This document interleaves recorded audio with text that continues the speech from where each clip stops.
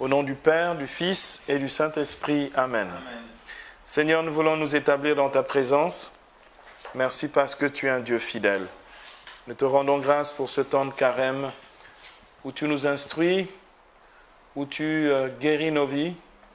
Par la puissance de ta grâce, nous voulons nous exposer à cette œuvre de la grâce aujourd'hui encore, pour que tu puisses débarrasser notre âme de toutes ces maladies qui nous empêchent d'être totalement à toi et de vivre de ton salut. Bénis-nous, notre écoute, sois avec nous, au nom du Père, du Fils et du Saint-Esprit. Amen. Donc, en ce 4e dimanche du temps de carême, nous allons aborder une autre maladie de l'âme, après avoir vu donc l'orgueil, la colère et la paresse, la sédie. Nous allons aborder une autre maladie de l'âme qui est sous-estimée, mais qui est un vrai poison dans la vie spirituelle. Il s'agit de la tristesse. La tristesse est une maladie de l'âme qui, justement, peut causer énormément de dégâts dans notre vie spirituelle et dans notre vie humaine. Alors, tout d'abord, qu'est-ce que la tristesse ? Saint Thomas d'Aquin considère que la tristesse est une douleur de l'âme, la tristesse est une douleur de l'âme. Donc, s'il s'agit d'une douleur, c'est parce que l'âme est blessée. Et c'est vrai que lorsque cela dure dans le temps, ça peut occasionner effectivement des dégâts. Et cette douleur de l'âme est occasionnée, soit, donc il y a plusieurs raisons qui font apparaître la tristesse. Elle est occasionnée par une souffrance, ou par des souffrances, ce qu'on appelle aussi des afflictions. On est affligé, donc l'affliction va entraîner justement de la tristesse. Elle est occasionnée par un malheur. Souvent, lorsqu'on nous annonce, l'annonce d'un malheur va entraîner dans notre cœur un abattement et donc la tristesse. La tristesse est occasionnée aussi par une vexation, quelque chose qui donc va venir nous contrarier. Et si vis-à-vis de cette contrariété nous sommes impuissants, eh bien, elle va générer en nous donc de la tristesse. La tristesse est générée aussi par les échecs. Je rate un concours, un examen. Je peux être plongé dans la tristesse pendant un moment, si je ne prends pas les moyens d'en sortir ou si je ne me ressaisis pas. Vous avez des gens qui dépriment longtemps, simplement parce qu'ils ne savent pas faire face justement à ce trouble occasionné par l'échec.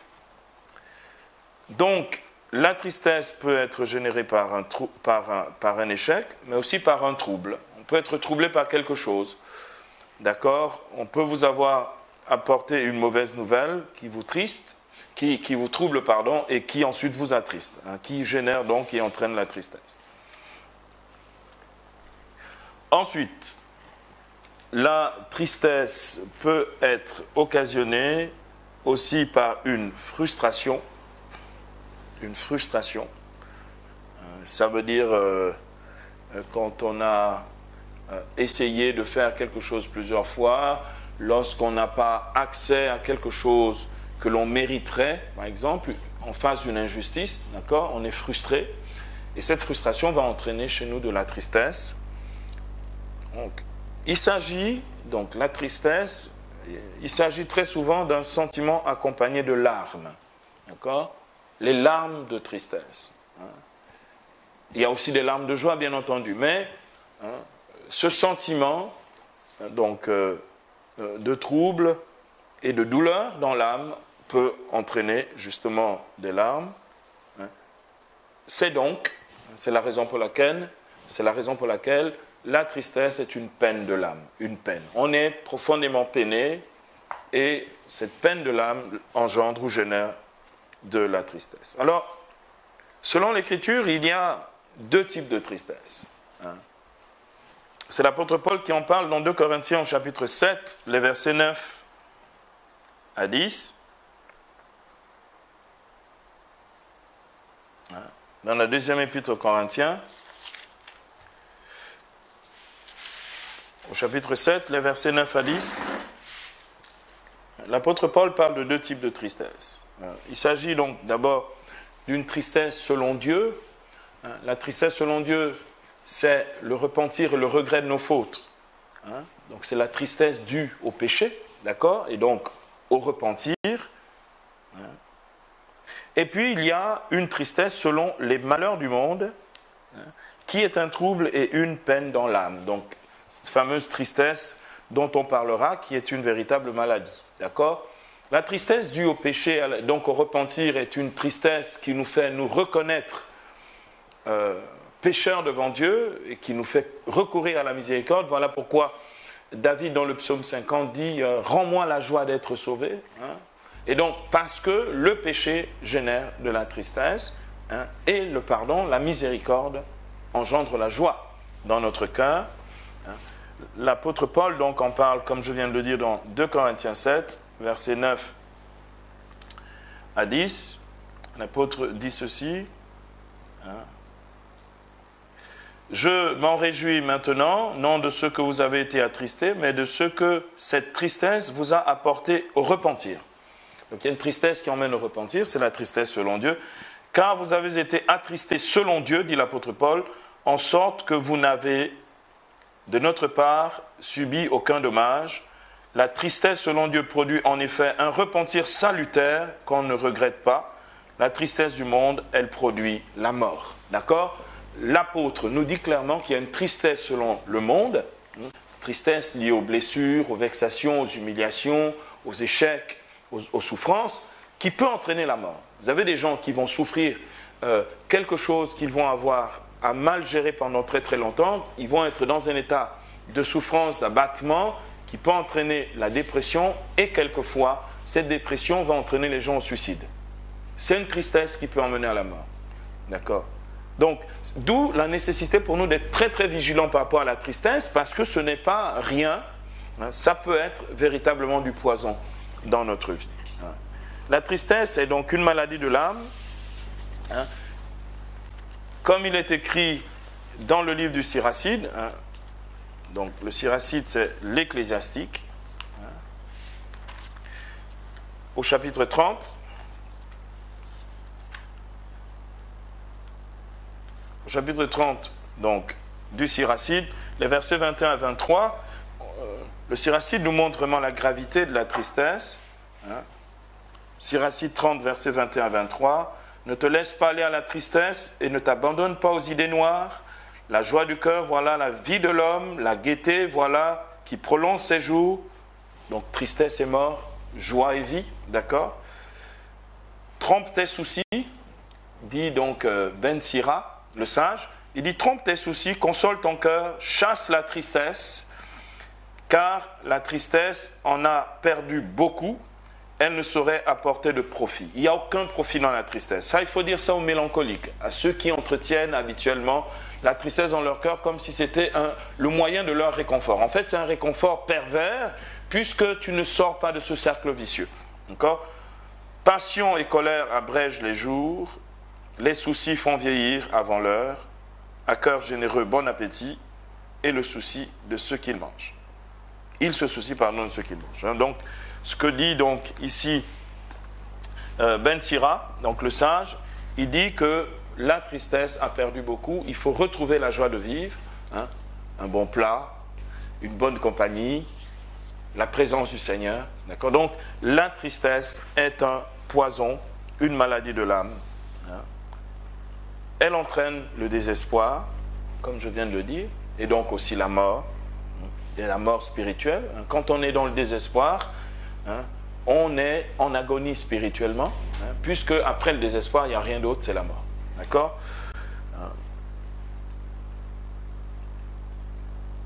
Quand c'est une mélancolie, donc une tristesse mélancolique entretenue, ou un malheur auquel on s'attache, la tristesse peut détruire une vie. Donc, voilà pour la maladie, présentée sur la base des Écritures. Donc 2 types de tristesse. Une tristesse selon Dieu qui entraîne au repentir, une tristesse selon le monde qui entraîne à la mort. C'est cette tristesse-là qui peut être une maladie de l'âme. Nous allons voir, après avoir présenté la maladie elle-même, nous allons voir à présent les symptômes habituels de la tristesse, avant de voir les remèdes. Quels sont les symptômes habituels de la tristesse? C'est le trouble. Quelqu'un qui a été troublé, et il y a une dimension absolument irrationnelle à ça. Je ne comprends pas, je suis troublé. Ce trouble inexpliqué entraîne la tristesse. Donc le trouble, un cœur troublé. L'inquiétude. L'inquiétude. Souvent, l'inquiétude, qui est une forme de peur et d'incertitude. Vous avez des personnes, de toute façon, les choses vont tellement mal. Je suis inquiet pour mon avenir. Je sais pas, je suis inquiet pour mes études, je suis inquiet pour, je sais pas moi, ma réalisation professionnelle ou sentimentale. Ça peut, à certains moments, tout d'un coup, sans qu'on ne le calcule, être dans un abattement qui crée de la tristesse au-dedans de soi. D'accord? C'est donc l'inquiétude qui est un symptôme de la tristesse. La tristesse est aussi causée quelquefois par le dégoût des choses de Dieu. Il y a des états comme ça, où on ne sait pas pourquoi, mais on n'a plus envie de se forcer ou de faire d'efforts. Et puis, en même temps qu'on essaye de se dire « non, moi je ne veux plus de ça », on sent de la tristesse de l'autre côté, c'est-à-dire qu'on veut se défaire de Dieu, on veut s'éloigner du Seigneur, et puis mais on n'est pas bien avec soi parce qu'on sait que notre bonheur est en lui. Et donc, il y a cet état de tristesse lié au fait qu'on a un dégoût des choses de Dieu. Le repliement sur soi est un symptôme de la tristesse. Celui qui est triste, en tout cas, il ne veut pas voir les autres. Parce qu'on ne veut pas paraître triste devant les autres. On aime bien montrer un visage plutôt jovial, enjoué, tout ça. Et donc, de fait, on préfère se cacher. On se replie. Le problème du repliement sur soi, on va voir, accentue la tristesse. D'accord ? Normalement, pour briser ce cercle vicieux de la tristesse, il faut sortir de soi. Se replier, qui est un des symptômes de la tristesse, nous renforce en fait le sentiment de tristesse. Donc, le repliement sur soi qui va avec, bien entendu, le rejet des autres. Un autre symptôme de la tristesse, c'est l'incapacité à raisonner. On ne réfléchit plus. Quand on est triste, la tristesse polarise tellement tous nos sens, et y compris notre capacité à raisonner, qu'on ne voit plus que par la tristesse. Donc, incapacité à raisonner est un symptôme. Incapacité à bien juger ou à discerner. Quand on est dans la tristesse, d'accord, ou dans le trouble, saint Ignace de Loyola dit, dans ces états-là, on ne prend pas de décision dans sa vie. Si tu n'as pas la paix intérieure, dit saint Ignace, tu ne peux pratiquer de manière juste, un peu objective, un quelconque discernement. Donc, un des symptômes, justement, de la tristesse, c'est l'incapacité à bien juger ou à discerner.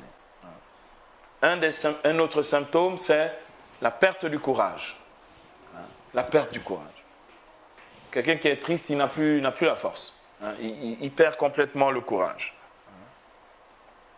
C'est pourquoi un autre symptôme, c'est la ruine des forces de l'âme. Par exemple, il y a un amoindrissement de notre capacité à vouloir. Donc la capacité de la volonté, qui est une des puissances ou des forces de l'âme. Elle est amoindrie ou un peu atrophiée. C'est vraiment ce qui montre qu'il s'agit vraiment bien d'une maladie de l'âme. Donc, un autre symptôme, c'est l'épuisement. La tristesse épuise. Trop de tristesse, la tristesse qui dure trop longtemps dans le temps, épuise. Épuise donc physiquement, mais épuise aussi mentalement. Et le mental, bien entendu, est relié à l'âme, au psychisme, donc c'est une maladie de l'âme. C'est un épuisement, comme dit Thomas d'Aquin, une véritable douleur de l'âme. Une peine et une douleur de l'âme. Voyons donc à présent les remèdes à la tristesse. Les remèdes à la tristesse, après avoir vu les symptômes, c'est-à-dire ces choses qui habituellement nous font réaliser que nous sommes dans cet état de tristesse. Pourquoi est-ce que nous sommes obligés de fixer quand même notre attention sur les symptômes? Parce que vous avez des gens qui vivent dans le déni en permanence. Le déni, c'est quelqu'un te dit, mais tu as l'air abattu, tu es triste. Tu dis non, je ne suis pas triste. Non, les symptômes sont là, qui montrent clairement que tu es triste, mais toi, tu nous racontes tes histoires en nous faisant croire en fait que tu ne l'es pas. Mais, donc, c'est sur la base des symptômes que l'on vérifie qu'il y a une maladie. Hein. Donc, c'est bien d'être au clair sur, effectivement, ces symptômes. Alors, les remèdes à la tristesse, quels sont-ils? Quels sont ces remèdes?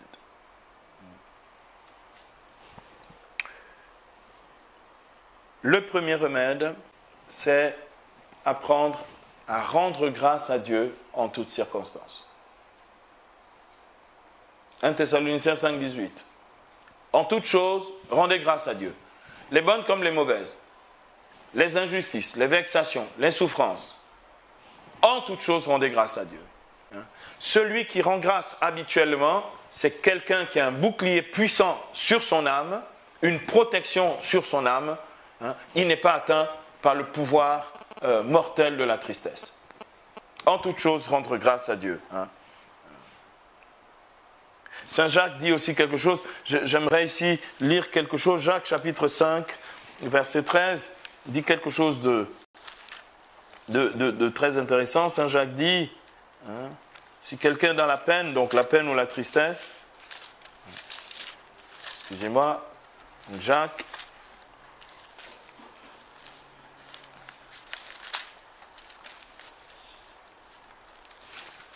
donc chapitre 5, verset 13,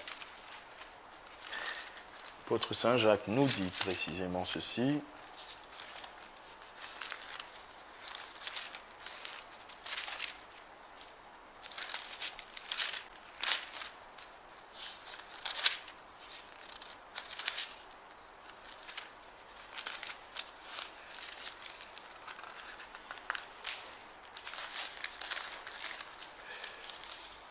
Donc Saint Jacques nous dit ici dans Jacques chapitre 5 verset 13, il dit, quelqu'un parmi vous souffre-t-il? Certaines traductions disent, quelqu'un parmi vous est-il dans la tristesse? Qu'il prie. Quelqu'un est-il joyeux? Qu'il entonne un cantique. D'accord? Donc Jacques dit que celui qui est dans la tristesse ou dans la peine, d'accord, doit prier. Et une de ces prières qui fait échapper au pouvoir de la tristesse, une prière qui communique la joie, c'est la pratique de la louange, ou la puissance de la louange dans nos vies. La louange n'est pas seulement chanter, la louange c'est vraiment publier les hauts faits de Dieu, bénir le nom du Seigneur et se soustraire au pouvoir négatif de la tristesse. Une autre chose qui nous libère de la tristesse, puisque la tristesse est un enfermement sur soi, c'est ce que l'on appelle la pratique des bonnes œuvres. Ce temps de carême, c'est vraiment un temps d'exercice efficace, la pratique des bonnes œuvres, faire une bonne œuvre, rendre service, participer à une action solidaire, faire une bonne œuvre, pratiquer la charité, tout simplement.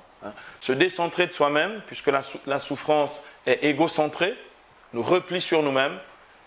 Sortir de là, c'est aller vers les autres au travers des bonnes œuvres. En général, quand on a fait une bonne œuvre, nous avons toujours le bénéfice intérieur d'une joie d'avoir rendu service, d'avoir fait du bien à quelqu'un. D'accord? Donc ça libère de la tristesse. Ensuite, retrouver la compagnie de bons amis ou des frères dans le Seigneur. Or, la tentation, quand on est triste, c'est le repliement, donc ne plus voir personne. D'accord? Au contraire, si je veux me sortir de là, j'ai besoin justement de retrouver des frères, retrouver la compagnie de bons amis.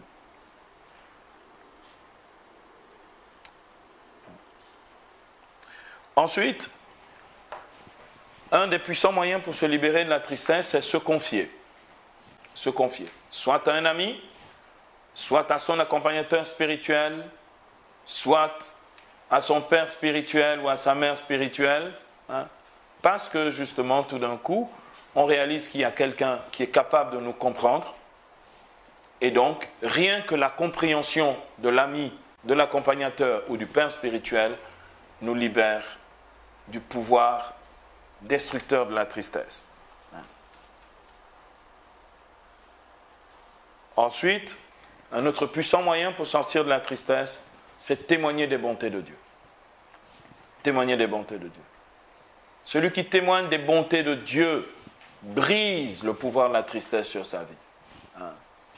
Témoigner des bontés de Dieu. Publier les merveilles de Dieu dans nos vies.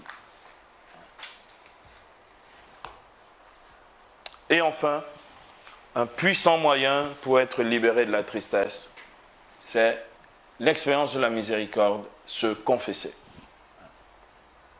Se confesser. Voilà donc des remèdes qui sont à notre portée, à notre disposition, pour ne pas laisser notre cœur être gagné par la tristesse et accablé par la tristesse. Jésus, dans le discours d'adieu, au chapitre 16 de Jean, versets 19 à 20, Jésus, justement, nous parle de la tristesse. Jésus dit, au verset 20, Jean 16, 20, « En vérité, je vous le dis, vous pleurerez et vous vous lamenterez et le monde se réjouira. Vous serez tristes, mais votre tristesse se changera en joie. » Jésus poursuit la femme sur le point d'accoucher, c'est triste, parce que son heure est venue. Mais lorsqu'elle a donné le jour à l'enfant, elle ne se souvint plus des douleurs, dans la joie qu'un homme soit venu au monde. Vous aussi maintenant, vous voilà triste, mais je vous verrai de nouveau et votre cœur sera dans la joie, et votre joie, nul ne pourra vous la ravir. D'accord ? Jésus dit, des tristesses, nous en connaîtrons, mais sa présence, l'action divine de son Saint-Esprit dans nos vies, puisqu'il produit en nous le fruit spirituel de la joie, selon Galates 5, 22, d'accord ? Le Christ, toutes les fois qu'il rencontre un homme et toutes les fois que nous le rencontrons, nous connaissons les paroles du ressuscité, c'est la paix soit avec vous. Donc, donnons la possibilité au Seigneur en ce temps de Pâques qui s'approche, de nous faire passer justement de la tristesse à la joie et de nous libérer de toutes ces tristesses qui nous empêchent d'être zélés pour le royaume, de servir Dieu et de témoigner justement de la charité divine parce que justement la tristesse nous referme sur nous-mêmes et nous empêche d'être rayonnants de la charité divine. Amen.